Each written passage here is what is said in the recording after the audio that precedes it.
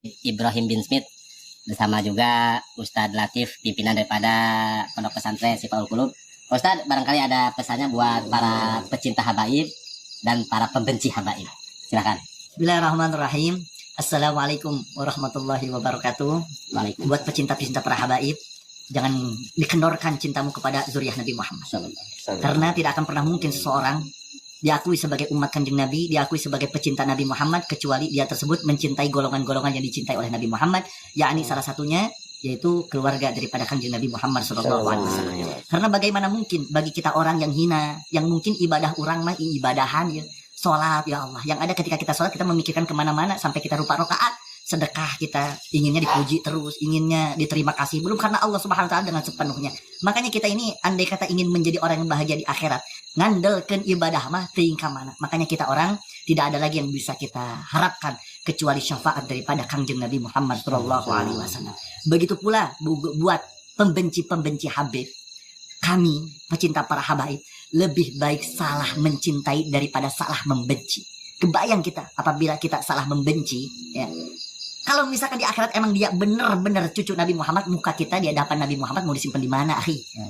Apa boleh mungkin kita bisa mendapatkan syafaat Nabi Muhammad tapi kita tergolong orang yang membenci para habaib? Kalau itu emang benar habaib. Tapi kalau misalkan kita cinta kepada habaib, meskipun maaf andai kata ini kita ngomongnya andai kata di akhirat itu bukan cucu Nabi, maaf, tapi insya Allah ini hati kita, niat kita mencintai zuriyah Nabi, insya Allah tidak mengurangi sedikit pun pahala niat kebaikan kita kepada keluarga baginda Nabi Muhammad Sallallahu Alaihi Wasallam. Maka daripada itu, buat pecinta habaib, jangan kasih kendor cintamu kepada keluarga Nabi Muhammad. Wassalamualaikum warahmatullahi wabarakatuh. Alhamdulillah, terima kasih buat Pak Ustadz. Dan juga mohon izin ya Habib, barangkali ada statement closing buat para pembenci dan para pecinta. Buat para pecinta dan para pembenci, semoga sehat selalu. Masya Allah, luar biasa, Masya Allah.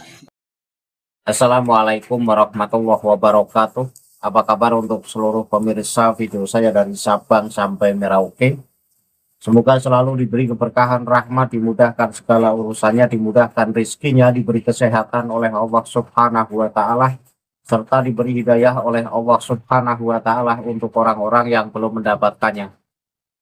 Dan untuk seluruh penonton video saya, baik yang sudah menjalankan puasa Ramadan di hari ini atau yang belum menjalankan puasa Ramadan, ini nggak usah berselisih otot-ototan, karena dari dulu itu sudah biasa terjadi perbedaan penentuan awal puasa, dan ini sudah nggak asing lagi. Jadi kita saling menghormati saja perbedaan pendapat, baik yang puasa sekarang maupun yang besok mulai puasa. Dan kali ini saya tidak akan membahas masalah perbedaan puasa. Saya akan membahas satu statement dari salah satu Habib.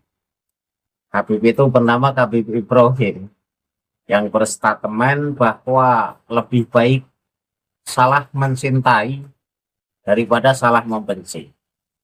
Jadi ungkapan ini populer di bulan-bulan yang lalu karena menurut saya para kabib dan para mukibin ini sudah kehilangan cara atau sudah kehabisan cara untuk menjawab tesis Kiai Haji Imaduddin Usman Al-Bantani yang memang sampai sekarang belum ada jawabannya. Sehingga untuk mempertahankan para mukibin agar tidak lari dari genggaman atau cengkeraman para kabib, maka para kabib membuat satu statement yang lucu, yaitu lebih baik salah mencintai daripada salah membenci. Karena katanya resikonya kalau kita salah membenci, walaupun pada kenyataannya Habib Alawi bukan keturunan Rasulullah, maka kita aman di akhirat. Dan kita tetap mendapat pahala sebagaimana kita mencintai keturunan Rasulullah. Tetapi kalau kita salah membenci, andai Ba'alawi bukan keturunan Rasulullah, tapi nyatanya di akhirat terbukti bahwa Ba'alawi keturunan Rasulullah, maka kita kena sanksi. Itu kata Habib Ibrahim tersebut. Jadi statement semacam itu hanya dipakai oleh orang-orang yang tidak mau berpikir kritis dan tidak mau berpikir waras. Karena apa? Karena urusan nasab ini adalah sesuatu yang pasti. Jadi nasab itu bukan urusan fikih. Kalau fikih itu kadang-kadang ada istilah husnudon. Kita husnudon. Tetapi dalam urusan nasab, wong nasab ini bisa dikaji melalui sejarah, melalui kitab-kitab nasab. Kemudian dengan ilmu modern yang namanya ilmu filologi dan juga tes DNA. Tes DNA itu ilmu Allah, sehingga jangan menafikan ilmu Allah itu sendiri. Dulu mengatakan bahwa yang ngaku keturunan Rasulullah wajib tes DNA. Yang ngomong Imam Buncit itu ya, bukan imam besar, bukan Imam Buncit. Tapi setelah ada yang tes DNA dan nyatanya haplogrupnya G, tiba-tiba muncul hukum baru, tes DNA menjadi haram. Nah ini kan cucu-cucu palsu itu ya modelnya begitu. Jadi demi mempertahankan statusnya sebagai cucu Rasul, tapi tanpa bukti sehingga tidak bisa diverifikasi, yang melipir terus. Bahkan berusaha membuat satu statement, yang statement itu kan kalau nggak salah itu jiplak, ungkapan dari sahabat Umar atau sahabat siapa itu saya lupa, yang jelas pada saat orang kafir itu tanya, kamu ngapain taat kepada Allah, mengikuti perintah Allah, meninggalkan larangan Allah, kalau nanti nyatanya tidak ada Allah dan tidak ada perintah semacam itu, rugilah kamu. Kan dijawab oleh salah satu sahabat, jika memang Islam itu sebenarnya nggak ada dan Allah nggak ada, dan ketika mati pun nggak ada hisab-hisaban, maka saya pun nggak masalah karena saya tidak rugi. Tapi jika Islam ada, Allah ada, dan orang kafir ini terkena hisab dan masuk ke dalam neraka, maka saya aman dan kamu ini akan mendapat ganjaran sesuai perbuatanmu di dunia. Jadi itu adalah ungkapan jiplak dari salah satu sahabat. Tapi diterapkan untuk sesuatu yang tidak tepat. Lebih baik salah mencintai daripada salah membenci. Kita kasih satu contoh yang mudah. Ada daging 1 kilo. Ada yang mengatakan itu daging beracun. Ada yang mengatakan itu daging tidak beracun. Yang modelnya husnudon berarti mengikuti husnudon saja itu daging tidak beracun. Yang modelnya penelitian, hati-hati, maka lebih baik menghindari daging tersebut karena takut keracunan. Maka yang modal husnudon, yang menganggap bahwa daging itu adalah daging yang tidak beracun, pada saat dikonsumsi nyatanya beracun, matilah orang yang modalnya husnudon karena keracunan. Tapi yang modalnya penelitian, yang modalnya hati-hati, yang menganggap daging itu beracun, dan pada saat dikonsumsi nyatanya beracun, maka yang menghindari daging beracun tersebut aman, tidak mati. Karena apa? Tidak mengkonsumsi. Maka ini pas ketika diterapkan untuk mempercayai nasab Ba'alawi. Kalau memang Ba'alawi merupakan keturunan Rasulullah beneran, tetapi kelakuannya tidak sesuai dengan kelakuan Rasulullah, menyimpang dari ajaran Rasulullah, mencaci maki, menghina pribumi, merasa klan paling mulia di dunia, maka ketika kita membenci, ini Rasulullah tidak mana. Mana dalilnya? Ketika kita membenci keturunan Rasulullah yang menyimpang dari ajaran Rasulullah, kemudian Rasulullah marah, itu mana dalilnya? Itu hanya akal-akalan orang Ba'alawi saja. Bahkan ketika Fatimah, andaikan Fatimah mencuri pun, akan dihukumi sebagaimana Rasulullah menghukumi orang lain. Betapa tegas Rasulullah. Maka ketika Ba'alawi memang keturunan Rasulullah, tetapi perbuatannya menyimpang dari ajaran Rasulullah, ketika kita menjauhi dan membenci, Rasulullah ini tidak akan marah kepada kita. Jaminan ini, saya berani tanggung jawab ucapan saya. Dan kalau memang Ba'alawi bukan keturunan Rasulullah, dan kita menganggap Ba'alawi bukan keturunan Rasulullah, karena memang faktanya dalam kitab-kitab nasab, ini nasabnya boro-boro tersambung lah. Karena nasabnya itu nasab cangkokan. Dan juga secara uji tes DNA, itu hasilnya haplogrupnya G. Arab saja bukan, boro-boro keturunan Rasulullah. Maka sudah paslah kita ketika kita menganggap Ba'alawi bukan keturunan Rasulullah dan menjauhi Ba'alawi. Kenapa? Wong Ba'alawi sukanya dawir, suka memprovokasi, merasa klan paling hebat, suka ngaku-ngaku. Pokoknya yang hebat-hebat diaku sebagai jasa dari Ba'alawi. Padahal boro-boro Ba'alawi ikut andil kemerdekaan di Republik Indonesia ini. Tapi ngaku membuat sejarah baru bahwa Ba'alawi adalah orang yang ikut andil dalam perjuangan kemerdekaan Republik Indonesia. Nah, orang macam kayak gitu kok kemudian dianggap sebagai cucu Rasul itu ya jauh roti dari panggangnya.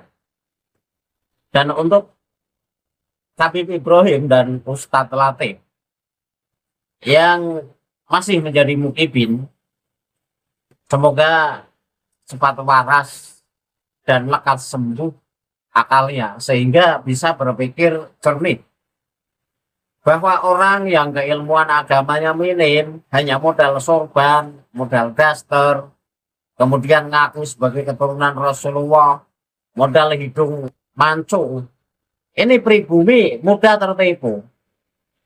Tapi bagi orang-orang yang berpikir kritis, orang-orang yang berpikir memakai logika waras, tidak akan mudah tertipu. Bahkan sebelum adanya tesis di Haji Maduddin Usman Al-Bantani, saya ini bukan orang yang mudah tertipu memang dari dulu. Saya juga belum pernah menjadi muhibbin. Dan ini sudah saya sampaikan dalam video-video saya sebelumnya. Kenapa?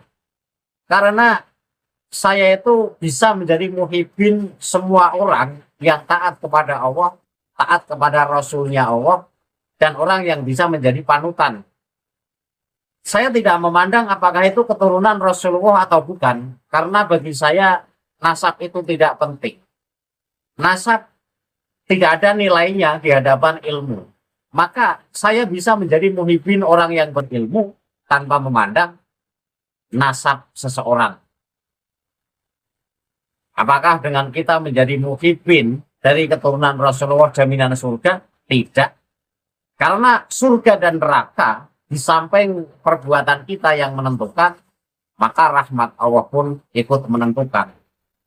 Jadi bukan berarti kita menjadi muhibbin Ba'alawi kemudian serta-merta kita masuk surga mendapat syafaat, tidak. Tidak seperti yang tertulis dalam kitab-kitab Ba'alawi.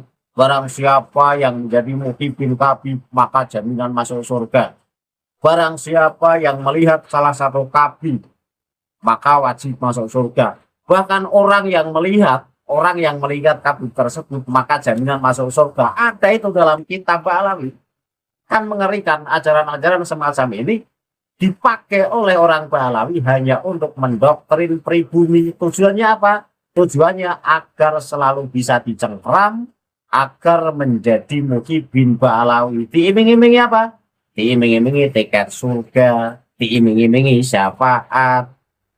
Ya emang mudah banget mendapat syafaat Rasulullah. Syarat mendapat syafaat Rasulullah itu tidak harus menjadi muhibbin Ba'alawi. Syaratnya yang pertama adalah muslim.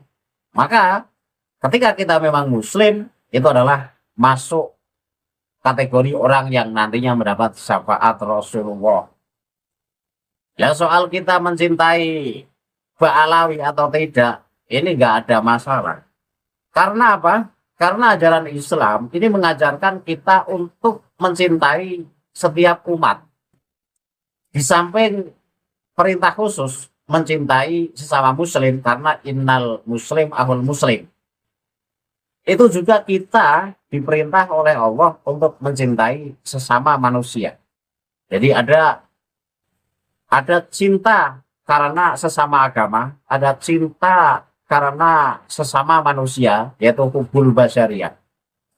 Jadi kita memang sudah dianjurkan oleh prinsip Islam untuk saling menghormati dan saling menghargai, tidak pandang siapa orangnya.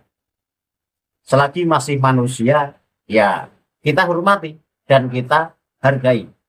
Selagi memang ya orang tersebut perbuatannya baik, tidak menyakiti kita. Tidak ada istilah itu keturunan Rasulullah, kemudian kita disuruh mengagung-agungkan dengan pengagungan yang lebih. Ini nggak ada dalam ajaran Islam, nggak ada. Kalaupun ada, yaitu ajaran-ajaran bikinan cucu palsu untuk mendoktrin umat Muslim, sehingga dalil-dalil yang dibuat oleh para cucu palsu ini akan dipakai oleh ulama-ulama yang terkecoh. Sehingga akan menganggap bahwa mencintai keturunan Rasulullah itu wajib. Tidak wajib. Siapa yang mewajibkan? Karena perintah Rasulullah itu perintah yang umum. Cintai seluruh umat muslim. Cintai orang soleh. Cintai orang yang berilmu. Jadi Rasulullah itu tidak egois. Rasulullah tidak egois.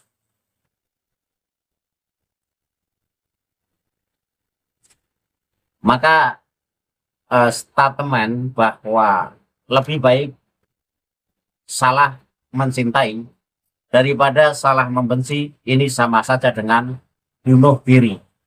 Itu saja yang bisa saya sampaikan. Akhirul kalam. Billahi taufiq wal hidayah. Wassalamualaikum warahmatullahi wabarakatuh. Salam maras untuk seluruh muslim di Indonesia.